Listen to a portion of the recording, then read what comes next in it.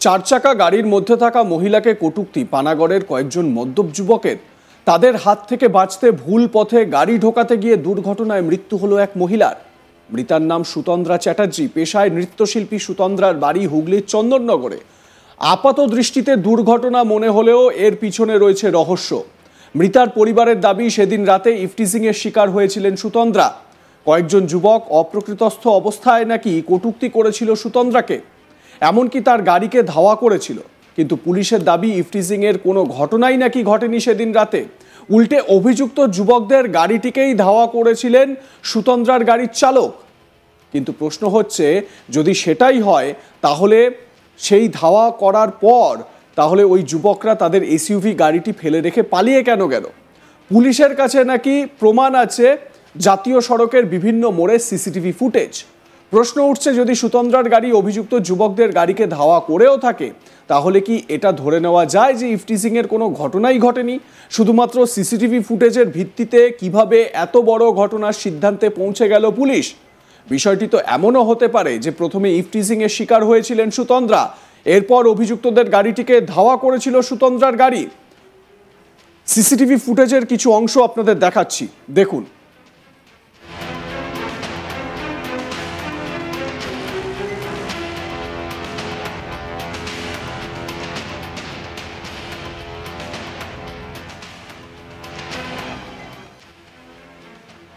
স্থানীয় সূত্রে জানা গিয়েছে, রবিবার 23শে ফেব্রুয়ারি গভীর রাতে একটি ছোট গাড়িকে নিয়ে এগিয়ে যাচ্ছিলেন এবং সেখানে চালক সহ 5 জন চন্দননগর থেকে গয়ার উদ্দেশ্যে রওনা দিয়েছিল বেশ কয়েকজন।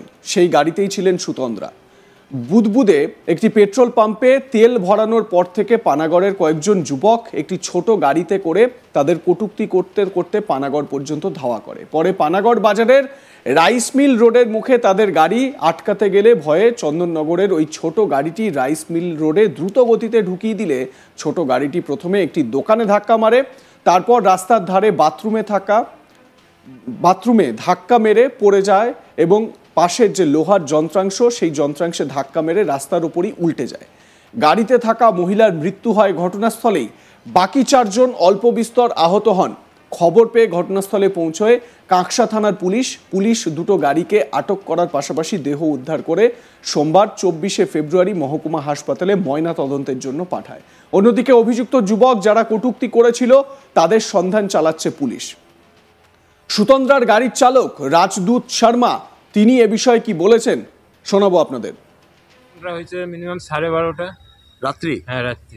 কোথা থেকে আসছিলেন আপনারা? আমরা আসছিলাম চন্দননগর থেকে। দিয়ে কোথায় যাবার ছিল? আমাদের যাব গয়া। গয়া, বিহার। দিয়ে তারপরে কোথায় ঘটনাটা ঘটে? ঘটনাটা ঘটে আপনাদের পুরনো যে হাই রোডটা আগে ছিল পানাগড়ে, তার একটুখানি কিছুটা আগে ইন্ডিয়ান অয়েল পেট্রোল পাম্প আছে। আচ্ছা, ওখানে আমরা পেট্রোল ফুল ট্যাঙ্কি ভরি। তা আমাদের যে ম্যাডাম, উনি নেবে পেমেন্ট করেছে গাড়ি থেকে। পেমেন্ট করার হাফ কিলোমিটারও গাড়ি যায়নি, মানে ম্যাডাম ফোনে কথা বলছিল। কথা বলতে বলতে ফোনটা রাখার পরেই একটা আচমকাই গাড়ি এসে, সাদা গাড়ি। এই গাড়িটা? হ্যাঁ, এই গাড়িটা এনার ডান দিকের গেট দিয়ে আমার বাঁ দিকে পুরো চেপে দিল। দিয়ে আমার ডিভাইডারের ওপর গাড়িটা তুলে দেওয়ার চেষ্টা করেছিল, কিন্তু তুলতে পারিনি। তারপর আমি আবার স্লো হয়ে আমি বাঁ দিকের থানার রাস্তাটা ধরেছিলাম, কিন্তু ও আমাকে আবার বাঁ দিক থেকে ওভারটেক করে এসে আবার ধাক্কা মেরে গাড়িটাকে পাল্টি করে দিয়েছে। তার মধ্যে ম্যাডাম আমার ডেথ হয়ে গেছে। কজন ছিলেন আপনার গাড়িতে? আমাদের পেছন সিটে 3 জন ছিল, আর সামনে ম্যাডাম আর আমি ড্রাইভার। মানে এই গাড়িতে কতজন ছিল তাও বুঝতে পেরেছিল? এই গাড়িতে মনে 5 জন মতন, 5-6 জন মতন ছেলে ছিল গাড়ি। শুধু ছেলে? তারা কি কোনো বাজে ইঙ্গিত এইসব কি করছিল? হ্যাঁ, একটু বাজে ইঙ্গিত করছিল, টোনটিটকারি করছিল, হাত পাত দেখাচ্ছিল। কি মনে হচ্ছে কোনো ছিনতাইয়ের উদ্দেশ্য ছিল নাকি? কিছু তো অবশ্যই উদ্দেশ্য ছিল, ছিনতাই, লুটপাট। পানাগড়ে দুর্ঘটনায় মহিলার মৃত্যুর ঘটনায় কাঁকসা থানায় সাংবাদিক সম্মেলন করে মহিলাকে ইফটিজিং করার বিষয়ে অস্বীকার করেন আসানসোল দুর্গাপুর পুলিশ কমিশনারেটের সিপি সুনীল কুমার চৌধুরী। তিনি জানিয়েছেন, বুদবুদের আগে একটি পেট্রোল পাম্পে ওই মহিলার গাড়ি তেল ভরে তারা গয়ার উদ্দেশ্যে 19 নম্বর জাতীয় সড়ক ধরে এগোতে থাকে। পানাগড় ঢোকার মুখে পানাগড়ের যুবকদের সাদা গাড়িটি আগে ঢোকে, তার পিছনে মহিলার গাড়ি ধাওয়া করে। পরের একটি সিসিটিভি ফুটেজে দুর্ঘটনাস্থলের কয়েক মিটার দূরের একটি ভিডিও দেখিয়ে জানান, সেখানেও মহিলার গাড়ি ধাওয়া করে পানাগড়ের যুবকদের গাড়ি, সেটাই স্পষ্ট দেখা গিয়েছে। পানাগড় পর্যন্ত মাঝে কি ঘটেছে তা খতিয়ে দেখা হচ্ছে। এখনো পর্যন্ত কাউকে গ্রেপ্তার করা যায়নি। গাড়িতে কতজন ছিল তাদের পরিচয় পেয়ে তাদের খোঁজ চালানো হচ্ছে। আসানসোল দুর্গাপুর কমিশনারেটের সিপি কি জানাচ্ছেন শোনাবো। তো এটা আমরা এখানে দেখতে পাচ্ছি, ওরা যদি গয়া যাওয়ার কথা ছিল তো ওরা NH2 দিয়েও যেতে পারতো। তো এখানে আমরা ড্রাইভারকে এবং যে মিটার সঙ্গে আরও প্যাসেঞ্জার ছিল তাদেরকে জিজ্ঞাসাবাদ করেছি এবং যে ওনারা লিখিত কমপ্লেন্ট দিয়েছেন তার মধ্যেও বেসিক্যালি যে দুটা গাড়ির মধ্যে রসাকসির কথাও বলা আছে। আমরা আজকে সকাল থেকে এখানে দেখলাম বিভিন্ন চ্যানেলে বিভিন্ন মিডিয়াতে একটা মোটিভেটেড একটা ক্যাম্পেইন চলছে, তার কোনো ভিত্তি নেই, উইদাউট ভেরিফাইং দ্য ফ্যাক্টস। আজকে সকাল থেকে যেটা চলছে এর পিছনে কি মোটিভ আছে সেটা আমরা ডেফিনেটলি দেখব। এটা একটা কুৎসা, একটা বিভ্রান্তি ছড়ানোর চেষ্টা হচ্ছে এবং আমাদের কাছে যে এখন অবধি আমরা ইনভেস্টিগেশন পেয়েছি তার ভিত্তিতে আমরা ডেফিনেটলি তাদের বিরুদ্ধেও কিছু আইনগত ব্যবস্থা নেব। অন্যদিকে ময়নাতদন্তের পর মৃতার মা ও পরিবারের সদস্যরা দেহ নিয়ে চন্দননগর যাওয়ার পথে বর্ধমান থেকে ফের ঘুরে কাঁকসা থানায় দেহ নিয়ে এসে বিক্ষোভ দেখায়। মৃতার মা তনুশ্রী চ্যাটার্জির অভিযোগ, তার মেয়ের মৃত্যু ঘটেছে, তার সাথে গাড়িতে যারা ছিল তারা আহত হলো, তাদেরকে না ছেড়ে তাদের সকাল থেকে আটকে রাখা হয়। অন্যদিকে অপরাধীদের এখনো আটক করা হলো না বা গ্রেপ্তার করা হলো না। শোনাবো কি বলছেন সুচন্দ্রা চট্টোপাধ্যায় মা। এই ধরনের ঘটনা ঘটছে ততবারই এই আড়ালই হয়ে যাচ্ছে। পুলিশ কেন আটক করেছে বলে মনে হচ্ছে?